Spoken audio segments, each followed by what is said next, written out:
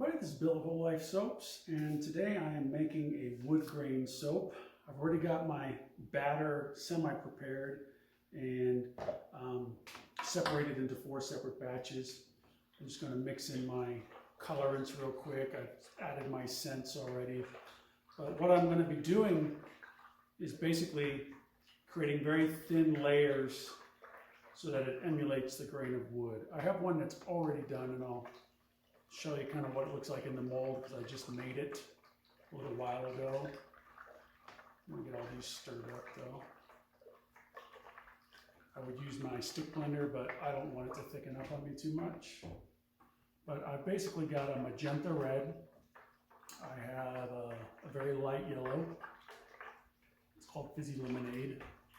And then this is a peach shimmer, which will turn slightly pink in my finish soap.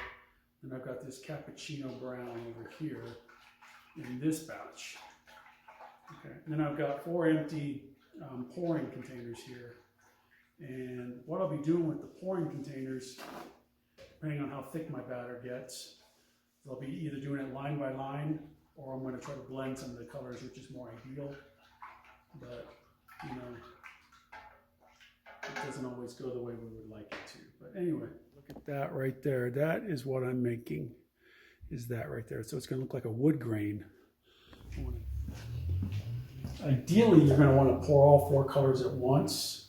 So I'm going to see if I can get these to blend for the most part.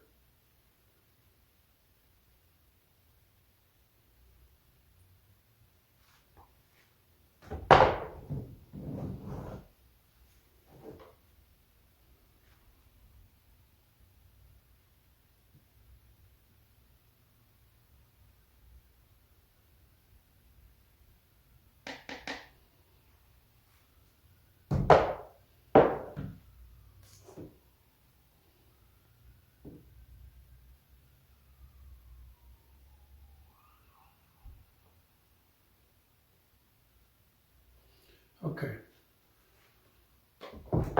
So ideally what you want to try to do is have your colors all go at once, and you're just going to pour a line along the edge of your mold like so. And then the colors as they go will hopefully separate and give you a wood grain effect. You should start to see the lines come through as you do this. Let me see if I can get the camera there. I'll probably add some of the extra color in. That way you can see what I'm doing. I'll try to stand out of the way. I'm going to add some extra color from the others in, just to add that line. Get this guy out of the way. Because you want the colors to create the different line effects.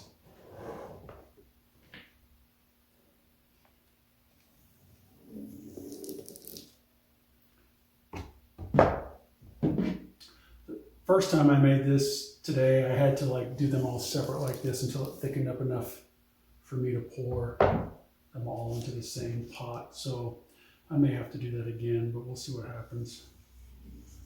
Basically.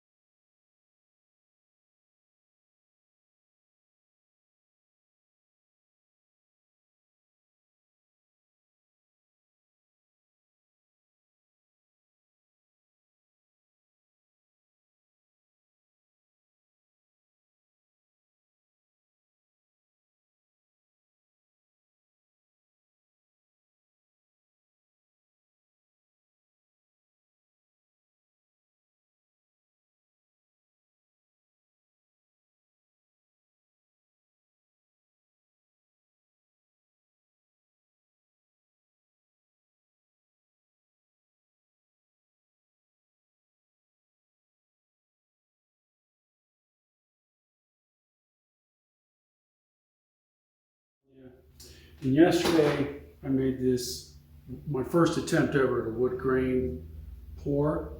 And you know, I don't like to do anything small. I used my big loaf. This is really all I have. I did buy a couple of small 1 pound loaves so I could start experimenting on a small scale with new techniques, because I find I screw up a lot. But I felt I could do this one in my big mold, no problem. But the point of this particular piece is to make your lines look like a wood grain. You know, and I guess in theory you want to use colors that look like wood. I didn't have enough browns and blacks, so I went with some colors that were more pinkish brown, yellow, things like that. So they'll still look pretty good. But as you can see on the top of this loaf, hopefully you can see that, I've got these beautiful lines, right? And the thing is that I want those lines to be all the way through my bar. So if I cut my bar this way, all you're going to see is like the layers of the swirls. You're not going to see wood grain actually. And so what I'm going to have to do is I'm going to have to cut this into sections that are as long as my bar, and then turn my bar the other way before I cut. Let's cut all of these.